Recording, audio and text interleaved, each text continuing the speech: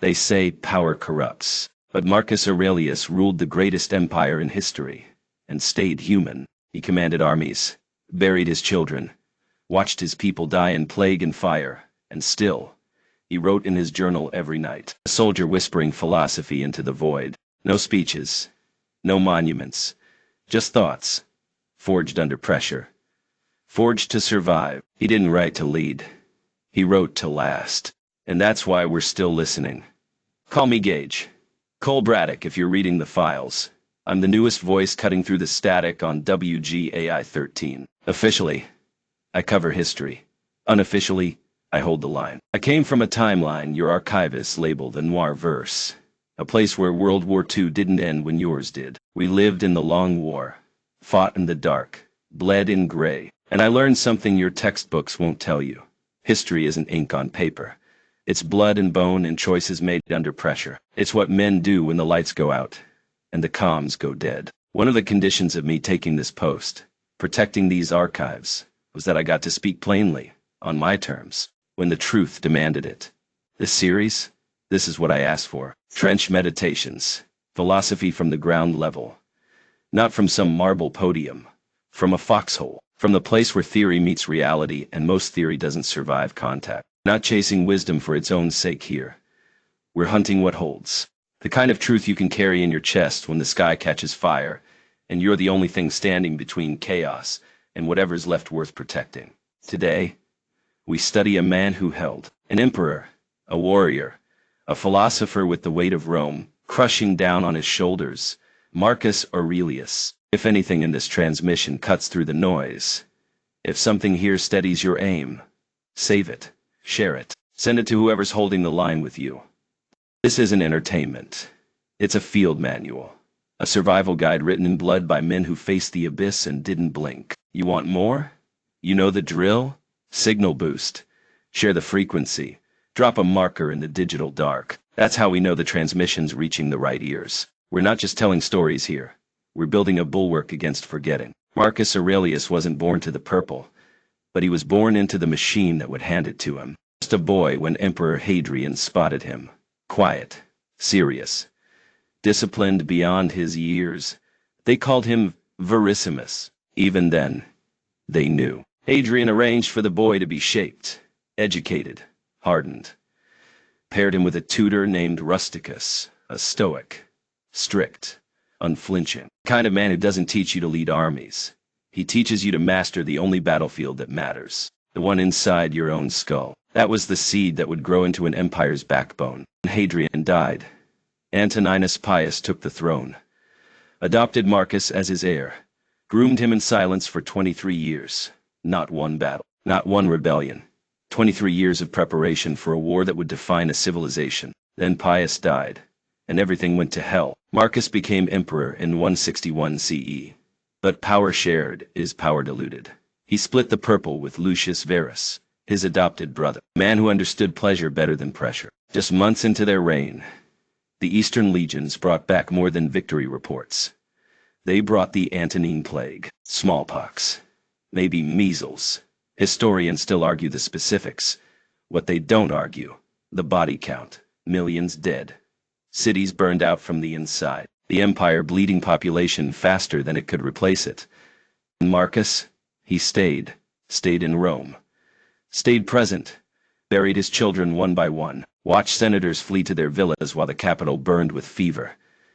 And every night by candlelight he wrote, not for posterity, not for history, for himself, man trying to stay sane while the world came apart around him. Then the Germanic tribes decided the plague had weakened Rome enough. The Marcomannic Wars, pressure along the Danube, barbarian coalition forces pushing hard into Roman territory, testing whether the empire was still worth fearing. Marcus didn't delegate. He became the general, wore armor, ate field rations, slept in campaign tents with his soldiers, and still, every night, he wrote, not about glory, not about conquest, about restraint, about humility, about how power was a test most men failed, and anger was poison you drink hoping your enemy dies. He fought enemies at the frontier and politicians in the Senate. When Lucius Verus died, Marcus ruled alone, no celebration, no relief, just more weight on shoulders already bent under the load. His wife Faustina, gone. Most of his children, buried. Only one son survived, Commodus. Marcus tried to raise him right, tried to teach him virtue, tried to forge him into something worthy of the purple, but some metal won't take the heat. Some men are born to break what better men built. Marcus saw the cracks, knew what was coming. But even emperors can't escape biology, can't choose their successors from merit alone. He died in 180 CE, Vindobona, modern Vienna, on campaign. In a tent, among his soldiers, never saw Rome again. When Commodus took power, the Golden Age ended in madness and blood. But the journals survived, his private thoughts, his meditations, never meant for publication. Just field notes from a tired mind, a man trying to stay good in a world that rewarded everything else. That's what we're here for. Not the victories, not the monuments, the discipline, the war inside the emperor's head. Marcus never titled his book, never intended it for other eyes. It was his private journal, shield he hammered out word by word against temptation, rage, and despair. We call it meditations now, but really, it's a maintenance manual. Instructions for keeping your soul operational when everything else is falling apart. Not polished, not pretty. Just field-tested wisdom written on cold nights by a man who ruled the known world and didn't trust himself to handle it without constant course correction. He didn't even write in Latin, wrote in Greek, the language of philosophy, the language his tutors used when they taught him to stand still while the world burned around him. Here's what Marcus taught. Not through speeches, not through laws, through living it. First, you have power over your mind, not outside events. Realize this, and you will find strength. I've seen this carved into shell casings, tattooed on forearms, carried in wallets by men who don't talk about feelings, but understand the weight of words. It's not comfort, it's a scalpel, cutting away the illusion that you control anything except your response to what happens. You don't control the war, don't control who dies, don't even control whether you wake up tomorrow, but you control how you meet the moment.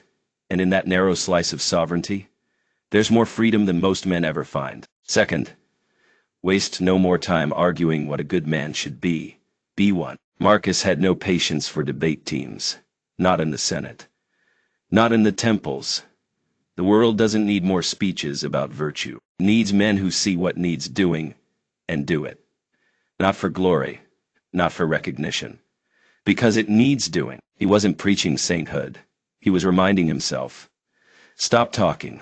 Start moving. Third, the best revenge is not to be like your enemy. Think about that. He commanded legions, could have erased cities with a word. Instead, he chose restraint, chose forgiveness, held his rage with both hands and never let it drive policy. That didn't make him weak, made him dangerous, because he never lost himself to hate, never let his enemies turn him into something he couldn't live with. That's the real fight Stoicism trains you for. The one against your own worst impulses. Fourth, if it is endurable, endure it. If it is not, stop complaining. Harsh? Yes. But Marcus wasn't writing greeting cards. He was writing clarity, writing truth that cuts through the noise of self-pity and victim mentality. Knew pain, knew plague, knew what it meant to lose children and still function, still led, still make decisions that affected millions. His stoicism wasn't cold detachment. It was controlled engagement. You endure what can be endured. What can't be endured, you face it anyway. No whimpering, no surrender. Fifth, it is not death that a man should fear, but never beginning to live. He stared mortality in the face every day. Plague, war, assassination attempts, never begged for more time. Never wasted the time he had. Every page of his journal is a reminder. Live deliberately. Don't drift. Don't wait for permission. Because nothing is guaranteed. Not tomorrow. Not even a good death. Marcus didn't invent Stoicism. But he proved it worked under pressure. Wore the crown and still reminded himself daily. You're mortal. You're fallible. You're temporary. That's not despair. That's focus. Clarity that cuts through the fog of ego and entitlement. He wasn't perfect.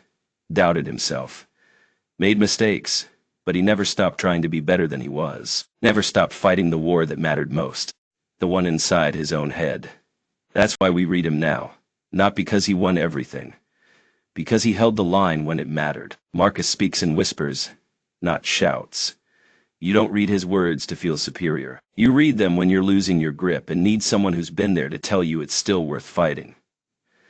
I've read his meditations by firelight, by the glow of burning cities, with dirt in my teeth and blood under my nails. And every single time, he steadied my aim. See, I've known men who wore command like a crown, drank power like wine, let it twist them into something their mothers wouldn't recognize. Marcus didn't drink. He carried, and when the weight broke his back, he kept walking, kept functioning, kept making decisions that held an empire together. He wasn't some ivory tower philosopher debating theory. He was me, field-worn, sleep-deprived, making choices that would echo through generations, knowing that most of those choices would be wrong, but making them anyway because someone had to. He buried his children, then stood up and kept Rome from fracturing. That's not philosophy from a textbook. That's philosophy lived raw, forged in the crucible of real consequence. It's knowing your heart is breaking but still showing up because your people need you functional, not authentic. Here's what destroys me about Marcus Aurelius. He never wrote those words to inspire us. He wrote them to survive himself. He had no idea his private thoughts would outlast his empire. Didn't know that centuries later, a broken-down soldier from a timeline that never should have existed would find strength in his doubt, his struggle, his refusal to quit. But I did, because his kind of strength doesn't age, doesn't become obsolete.